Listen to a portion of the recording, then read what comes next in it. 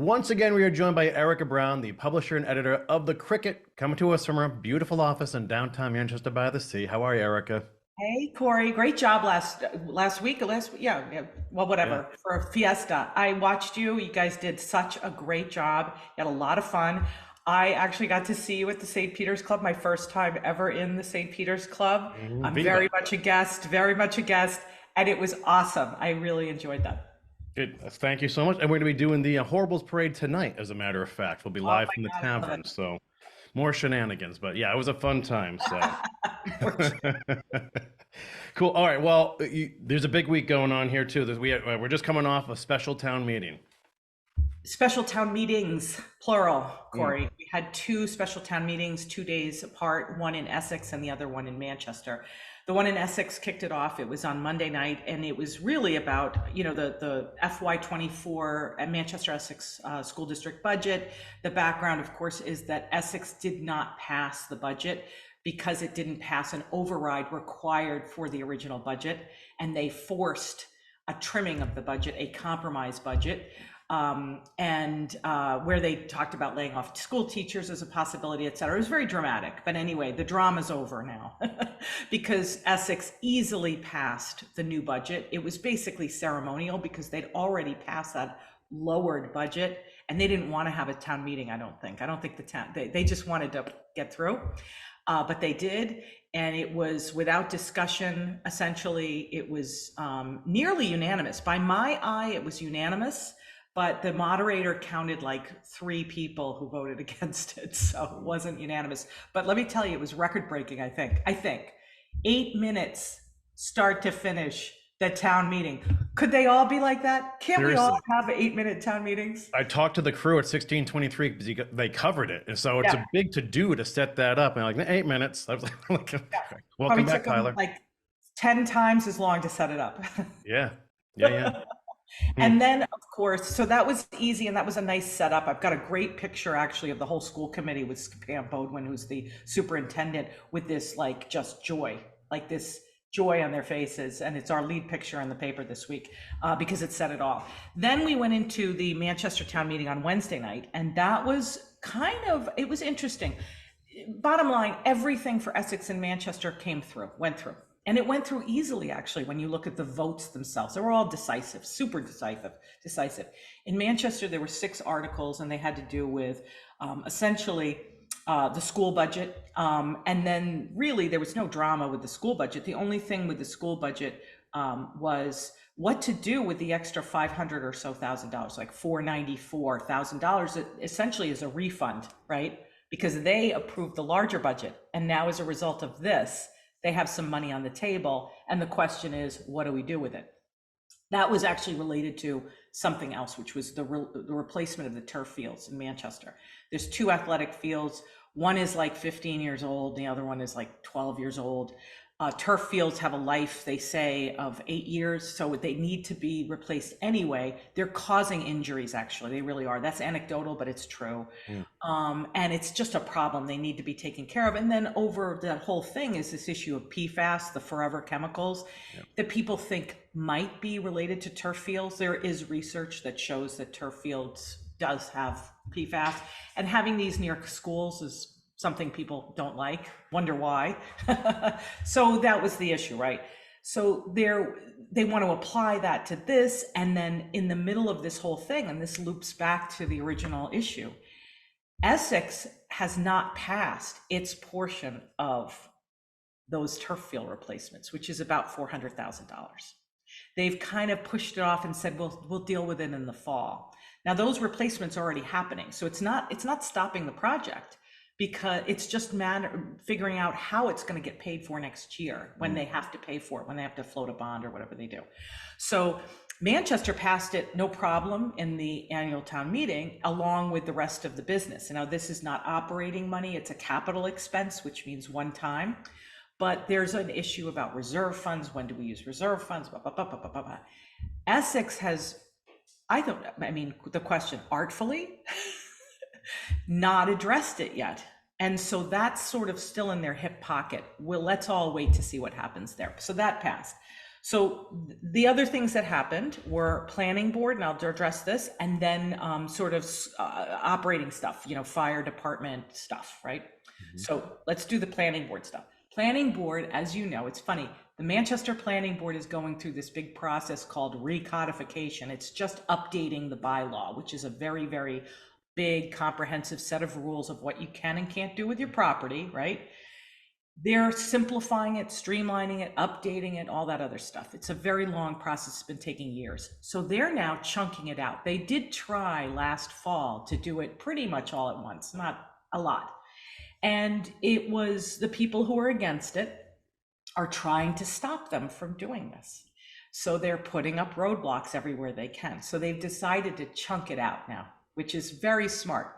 Essex, by the way, is in the middle of a similar process. And they've decided right from the beginning, if this takes 10 years, it's going to take 10 years. Who cares? Chunk it out. That's their philosophy. Manchester's philosophy was not that, but now it seems to be.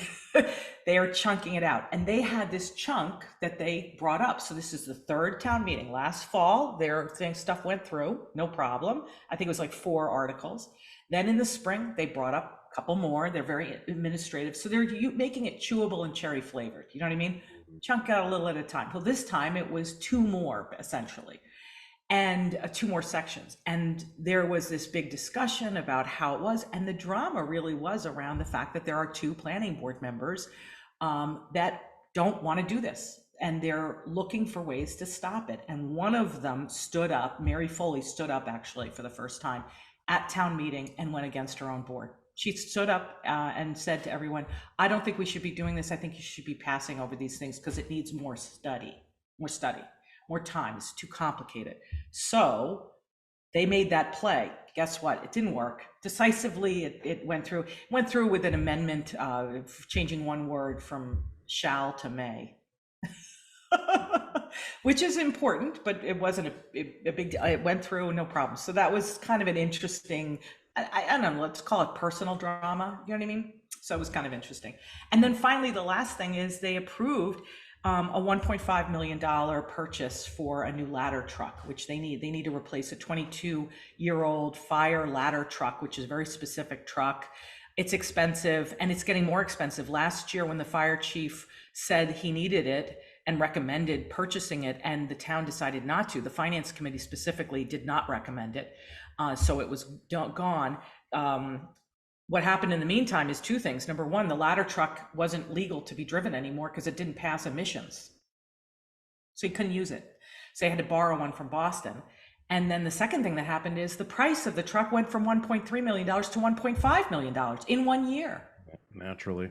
So, I mean, and by the way, this is the last week of, I think June 30th is the last day, was the last day of Jason Cleary, our chief of police. We're going to get a new one who's coming in on July 1st, and he'll be the eighth fire chief in 12 years for Manchester. Fire chief, right. You had said police chief before. Oh, I did? Sorry. So any case, we did a big piece saying goodbye to Jason Cleary. He's had a really tough time, and what's happened, he got a lot of static from primarily the finance committee. They just really, I mean, at one point last year, I remember in one of their meetings, they asked him, can we use the fire truck apparatus fund, the savings fund that they've been, for other line items? Can we use it for something else? And he's like, no, we need a fire truck. And, it was just this feeling of just, it was hard to watch, actually. I think I've told you that before. It's hard to watch them talk to him sometimes because it felt so disrespectful. And now he's gone. So anyway, and we got a new one. It's a new day, whatever. Guess what the Manchester voters did at special town meeting? They passed that fire truck and it's all is good now. And they also passed $50,000 as a mitigation fund for some of the new hires at the fire department, which Jason Cleary had fought so hard for. And finally, I think it looks like a lot of the seeds that he so painfully sowed while he was here are going to sprout up, and he won't be around to see them. But he deserves a big thank you for his service to the town of Manchester. Mm-hmm. And anyway, so there you go. Not easy. Okay, and there is one cool story, Eric. I heard about the kayaker. Yeah. Okay. Unfortunate name. His name is Mark Furman. Do you remember Mark Furman? The name rings a bell. He was Yeah. the detective in the O.J. Simpson case. Yeah. That is not the Mark Furman that I met. Yeah. Anyway, I met him on the last day of Fiesta. It was Sunday, and it was in Manchester. He had paddled in. I got a call because he had paddled into Kettle Cove, which is Black Beach, and he had spent the night there in a tent. He's from Oslo, Norway, although he's been there for 37 years. He's originally Canadian. Very interesting guy. He is doing a historic for charity paddling, and he started paddling in June 2022 from Halifax in Canada. And he has done something that I was not aware of, which is there's a continuous waterways loop. You can stay on water and go completely around. He's gone 6,800 miles, so almost 7,000 miles solo kayaking. He's the first person to do it. He's raising money for two organizations. He started in Halifax, St. Lawrence River, then bang a left and go down what I'm going to call the Mississippi River, although there's a bunch of rivers before the Mississippi River. Yeah, And the Illinois and yeah, exactly. And he did this through winter, Chicago, he said it was like brutal. He said his favorite S word is South, yeah. not, not a curse word. So anyway, he's a really great guy. And he dropped all the way down to the Gulf of Mexico, banged a left, went along, hugged the coast, went past Lady Liberty. I've got a selfie of him in New York Harbor, came up, and he's amassed a huge following on YouTube, and he's just getting a lot of attention for Doctors Without Borders, because his wife, who died 10 years ago, was an orthopedic surgeon. She was Norwegian. That's he was following a girl. That's why he went to Norway. 3 kids. He's a very nice guy. And then the other one was something close to his heart, because he works in the maritime industry, is something that's called Captains Without Borders, which is a new organization that matches underprivileged young women in the maritime industry. Think, big freighters and ships, like ships. And they had 7 girls from the Ukraine last year, which was interesting. So I learned a lot talking to him. Great guy. And he was en route to the Cut Bridge to cut through across Cape Ann. And he happened to just, his elbow was giving him trouble. So he stopped in Kettle Cove. And it was Sunday at like 7 o'clock, which was when they were giving out the Greasy Pole, like, final awards, right? So I told him, I go, you probably didn't want to be near the Cut Bridge at that time or the boulevard on a kayak here. He had no idea. That's an awesome story. Very cool stuff. Yeah, So, Mark Furman. And by Mark the way, Furman. last thing I said to him, I go, Mark Furman. I go, like that Mark Furman? And I didn't say anything. And you want to know what? Mr. Oslo for the last 37 years, when he looked at me, he goes, yeah, exactly. Yeah, the other Mark Furman, I believe, is still adrift, but this one is in good shape, heading back to Halifax. So, all right, cheers, Mark Furman. Yeah. Okay, thanks as always, Erika. We'll see you next week. Thanks. Bye, Kory. Interested in a sponsorship? Email sponsor@1623studios.org to learn more.